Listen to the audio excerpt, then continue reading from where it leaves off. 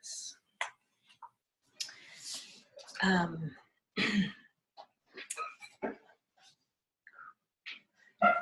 This is a time to celebrate.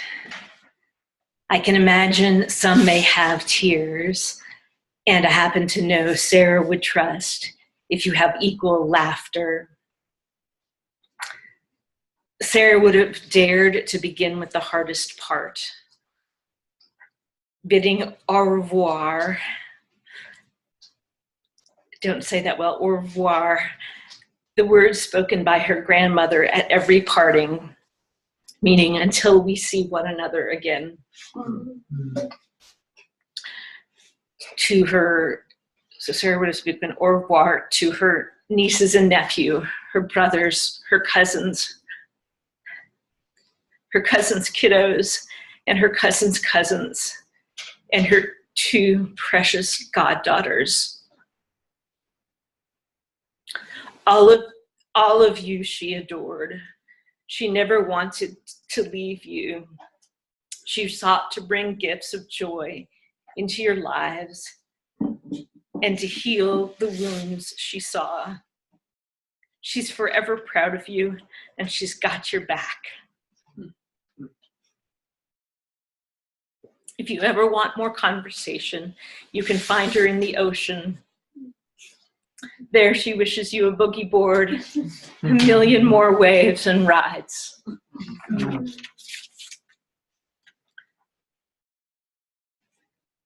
Sarah's life was deeply blessed by countless chance meetings, which she and the other transformed together into the most meaningful friendships.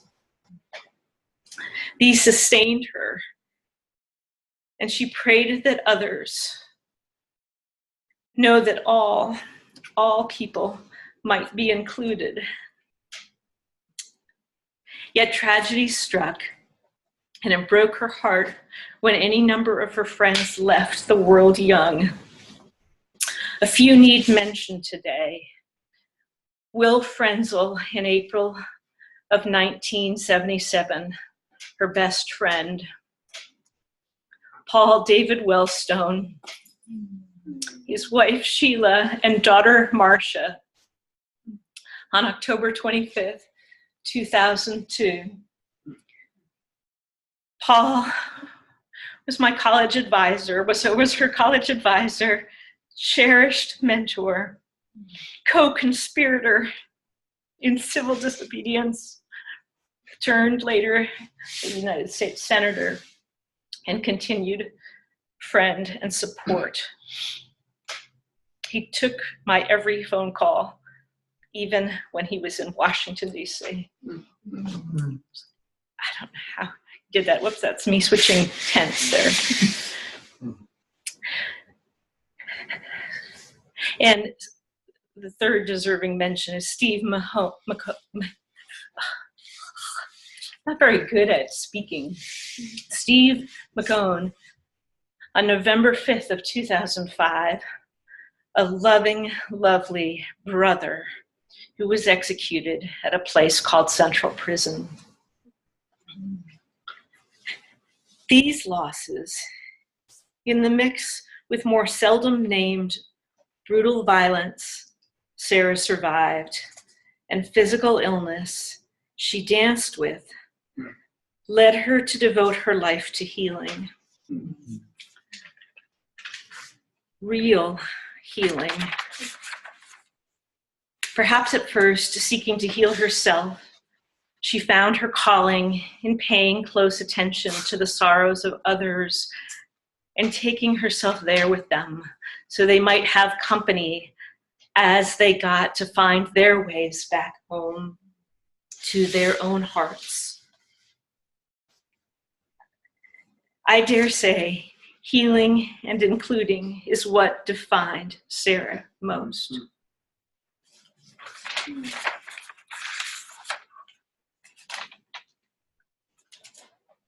As this memorial service was scheduled a month after her death, I've had the chance to find keepsakes of hers preserved. I've noticed there is no silver or ruby, there are few books, nor many works of art. Rather saved include the stub of a ticket to Fenway Park. She did love those Red Sox. Written on the back, his memories of that game and her company. There is the water-stained drawing of a 7-year-old child for Thanksgiving Day. There is a petite Ziploc baggie with beads, and with it, stapled with it, are the names of some 17 people who I suspect were with her, as I believe I was told in Panama City.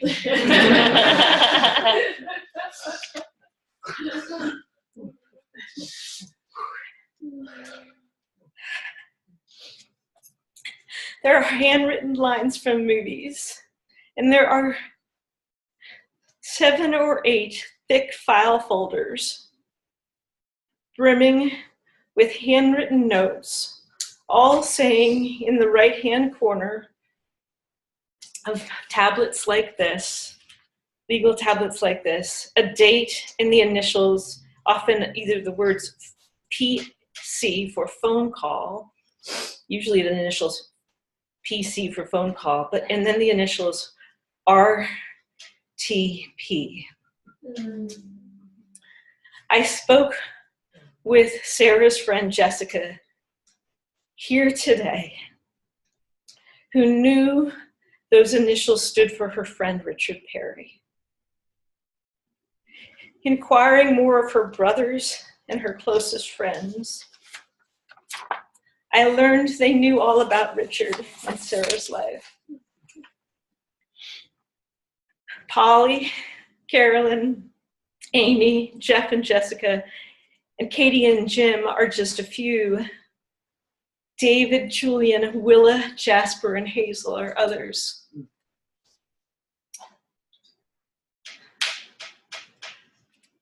Where among that group were ones who explained to me that she might speak to them about something troubling her or exciting her that she was planning to speak about with Richard.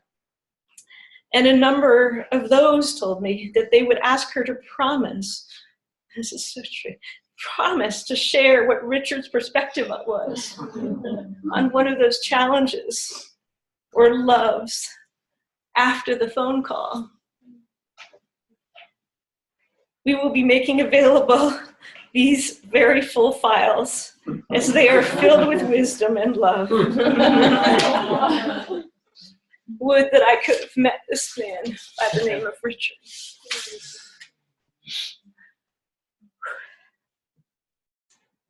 Among the mementos are shells from a beach in Wellfleet.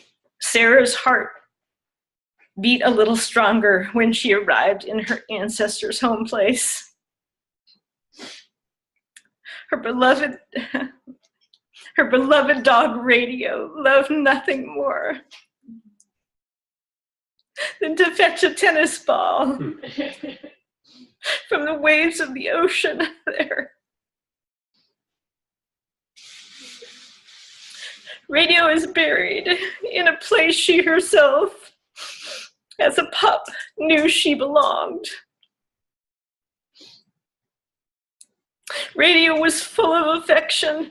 She licked, meaning kissed, everyone she met. She cuddled.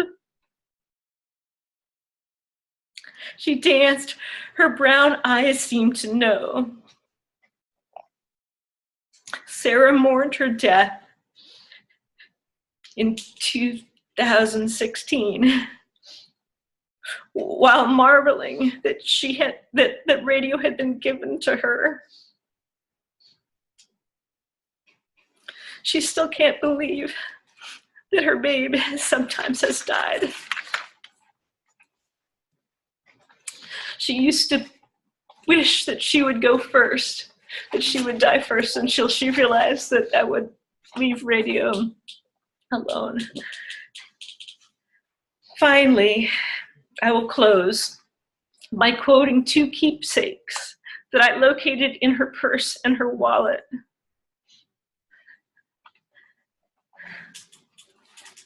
They are tattered and torn, but legible. I'm going to show you guys them. This one's even older, but this is it. One is a piece called The Way of Transformation. Wow.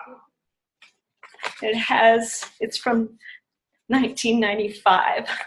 It's that piece of, this is the actual original I brought. I mean, I've made copies, but I thought I would bring it here for some reason, the original, which I sometimes don't keep in my wallet in case I lose my wallet, but yeah, there's a copy, but I keep always a copy. But anyway, so just a part of the passage reads, only to the extent that the man exposes himself over and over again to annihilation can that which is indestructible arise within him. In this lies the dignity of daring. Thus, the aim of practice is not to develop an attitude which allows a man to acquire a state of harmony and peace wherein nothing can ever trouble him. On the contrary, practice should teach him to be assaulted, perturbed, moved, insulted, broken, and battered. ... in order that he might discover in doing battle with the forces that oppose him, that which awaits him beyond the world of opposites. The original is dated 1995. The second, and this is the end, but the second took some inquiring to discern the author and the context. I don't suspect Will Hendricks is here today, but if he is, he should most certainly raise his hand. No, I don't see him here. I gathered he hasn't likely any idea how much a part of the utter surprise that he wrote opened her to her heart and to her love for her life. She carried a copy in her purse, always. I've learned that he wrote it in 2012, following the death of her father and the folding of a nonprofit in North Carolina that she helped to found that trained young attorneys in the field of capital defense. He was a law fellow. It was a 2-year apprenticeship law fellowship, which meant that she was his teacher and 20 years his senior. He had just graduated he graduated from college at Williams and then done his law school training at NYU and come directly to the law fellowship. So when he wrote this, he couldn't be older than 30. And here it is, but I've written the words here. I don't know anyone. This is harder because I want to acknowledge that this is now not going to sound like humility. This is his words acknowledging me.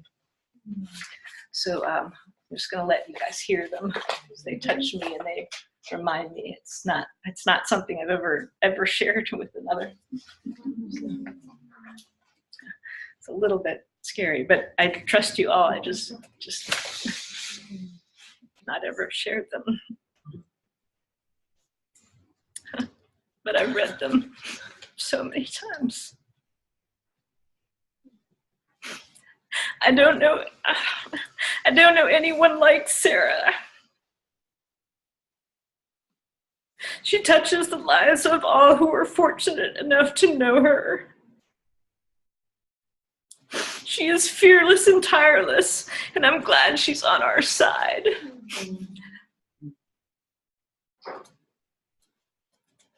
At my side I mean something larger than the death penalty community, or the criminal defense community, or even the legal community as a whole. She has sought against heavy headwinds of distrust and hostility to bring healing into the homes, into homes torn apart by violence and grief.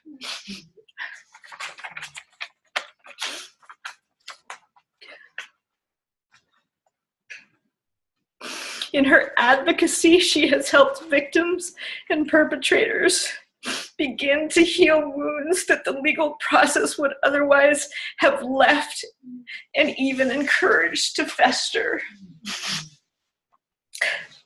Something she knows about the legal process, leaving and even encouraging wounds to fester.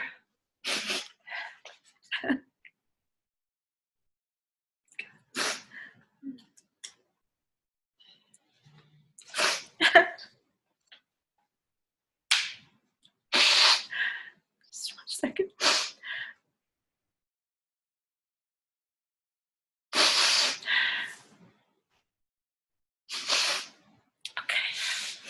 She has not done these things with an eye towards how much it would help her.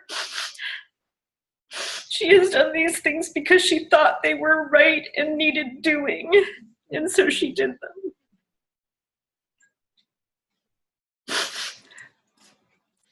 End of the quote. I suspect Sarah kept these pages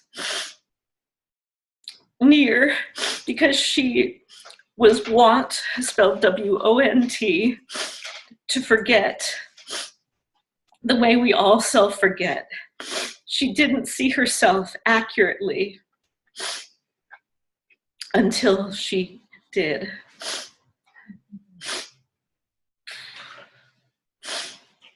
She was fragile as much as she was strong. If you are too, she would include you in everything to which she was invited.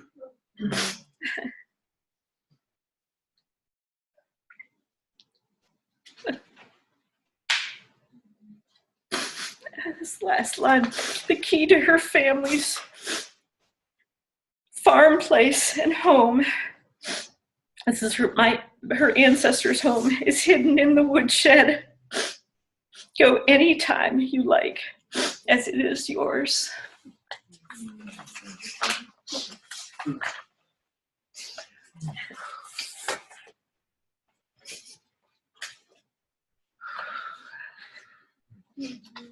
The family farm founded when?